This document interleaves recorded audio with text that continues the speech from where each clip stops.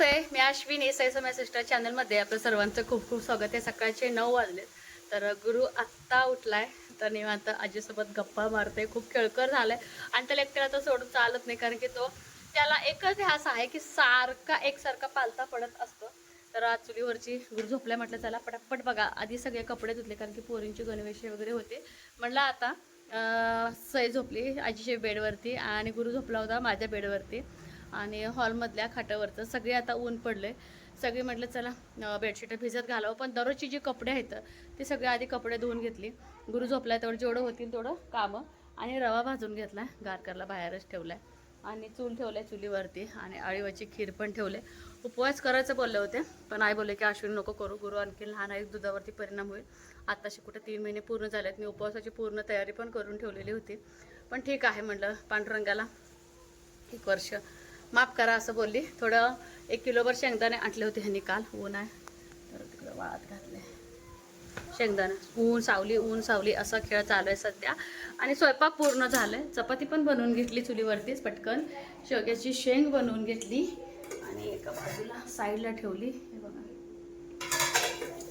आणि जे काय भांडे आहेत घासायचे ते एका बाजूला काढून ठेवली आणि इकडे चहा ठेवलाय। आईना म्हणजे 9 वाजले, स्वयंपाक केल्यानंतर जुन्या माणसांना बघा 2दा चहा प्यायची सवय असते। गुरु किती खेळायला आलं तर, आणि परी झोपली आहे, सई झोपली आहे, तर परला ताप बघायचंय, कारण की ताप तिला भरपूर होतं काल बिचारी, अजिबात ना घरात करणी झाले, तर झोपले तर झोपू दे बोलले, याने अजिबात उठवू नको, तिला आज आंघोळ वगैरे नको बोलती करायला, आणि उपवास करायचाच बोलते पोरगी।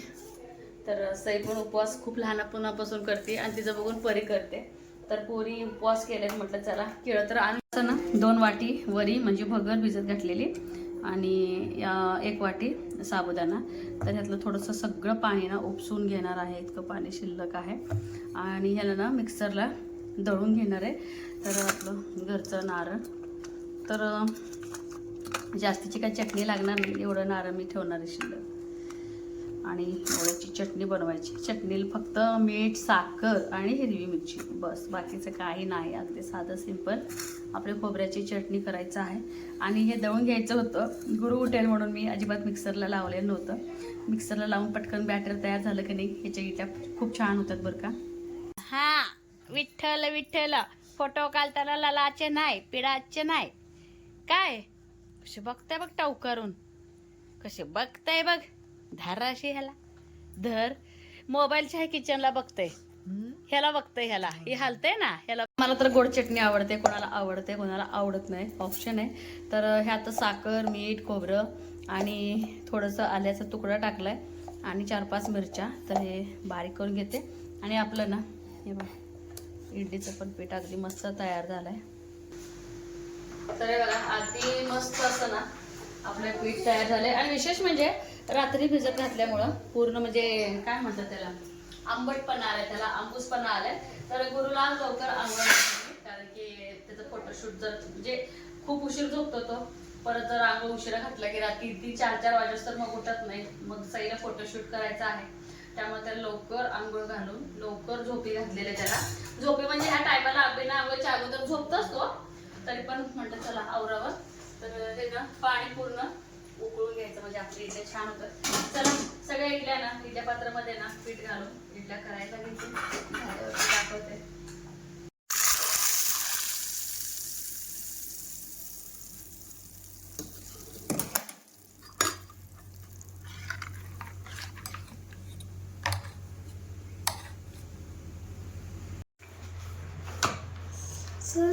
सहज निघते, मस्त झाली इडली, तस का नसतं, इडली इतकी सुंदर झाली ना, हे बघा अगदी छान। आणि ह्याच्यामध्ये सोडा वगैरे मी काहीच वापरलेलं नाहीये। आण मी काढते पटापटा पिल्लू, आण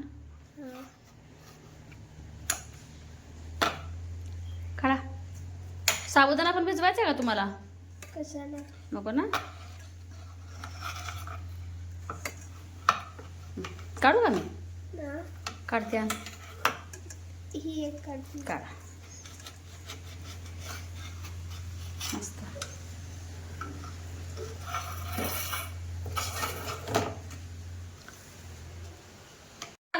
सिरीज चालू केलाय तो, तर का नाही आपल्या आपल्या गुरुचं ना पांडुरंगाचं थीम वरती काही सुद्धा फोटोशूट झालंच नव्हतं.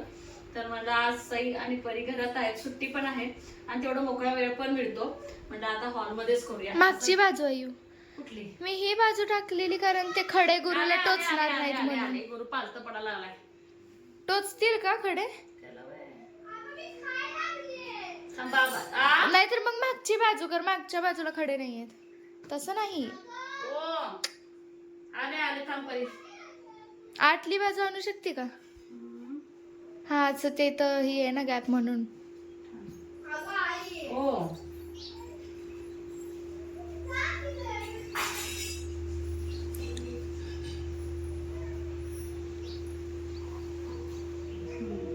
इथे ठेवूया त्याला म्हणजे टोचणार नाही. तेच की म्हणूनच आधी ही बाजू करते.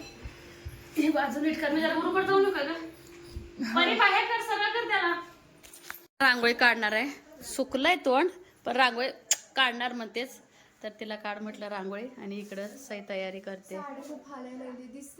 हा स्पष्ट दिसतंय. काळी साडी असल्यामुळे अगदी मस्त दिसतंय. नाही हार ते म्हणायचं देते तिचा. तसंच पाया पडायचं पण होतंय ना देवाला.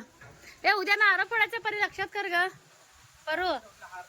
हा 2 आणा 2 आणा 2 असतंय. याच्यापाशी नगाऱ्यापाशी असते बघ. जेजुरा काय झालं? अर्ध सोडून कुठे गेले डाळ वाजवायला? चल अगं झोपेल गुरु ग. तर गादी वगैरे सगळं इथं आणून ठेवले. वारकरी जेवायचे होते म्हणून खाट काढलेलं ते आणखीन काढलेलंच आहे. बोला लागला इकडं तयार तिकडं सई तयार करते. तर इकडं ना आजी गुरुला खेळवायला लागले त्या. तर काय आणू? काटी पिटी म्हणजे काठी साधी ह्याची आणू का? खराटेवाली काठी पाहिजे आणू का? तर इथं चाललंय तयारी.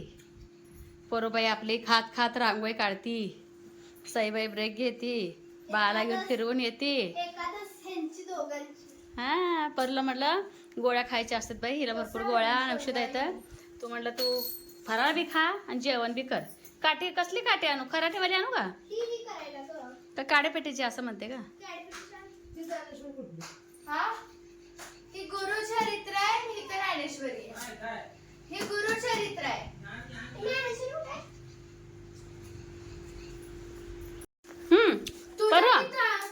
अगं मी आणला आणि तू तिथं बघत होती. असं झालं. आजीमध्ये कुठे गेलं मला सगळं.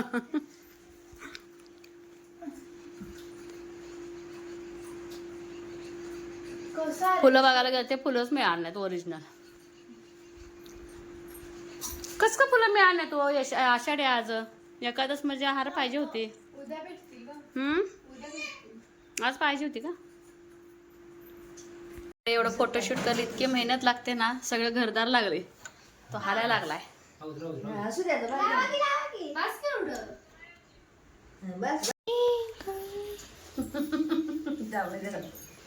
झोपू ना.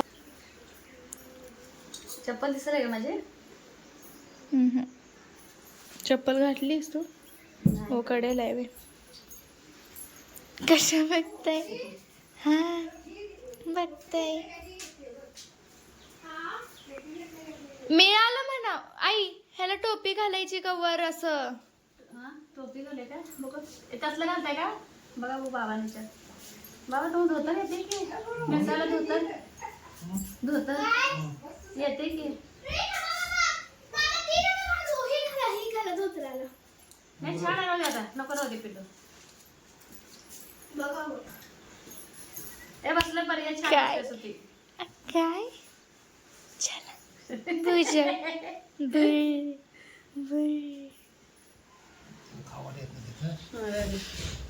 काढायचं नाही. शू करणं तर शी करू. फोटो काढायचं तर काढायचं नाही. ती बाबाच बांधले हा मोठं होती सुती आहे. आई सुती आहे सुती. चला हे बांधा ना काय तर त्याला डोक्याला. बरं दिसत. आवा आहे तर बांधले.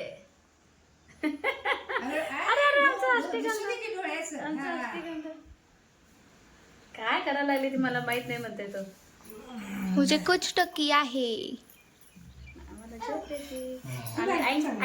अरे वा. अरे देवा.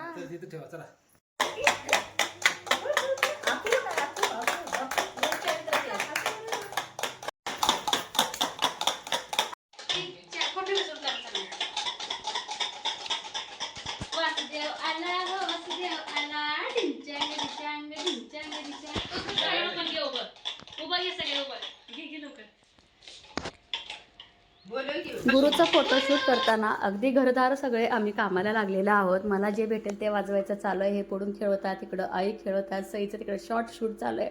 आणि परीला आज इतकं ताप आला होता ना, तर तिला बरं नसताना सुद्धा बघा ती छान रांगोळी काढली आणि खूप छान काढली बरं का तिच्या मानाने. तर इतकं हसायला येत होतं ना आणि गंमत पण वाटत होती, कारण की गुरुला काय करायला लागलेत हे लोक मला काय कळेना बाबा, पण मला इथं झोपवलं आहे असं त्याच्या मनात चाललेलं आहे. कसा आज आपला पांडुरंग तयार झाला आहे हे मात्र सांगायला अजिबात विसरू नका. अगदी छोटासा असा ब्लॉग झाला आहे आणि विठ्ठलसुद्धा परीचं खूप छान. तर कसा वाटला आजचा मिनी ब्लॉग हे मात्र सांगायला अजिबात विसरू नका.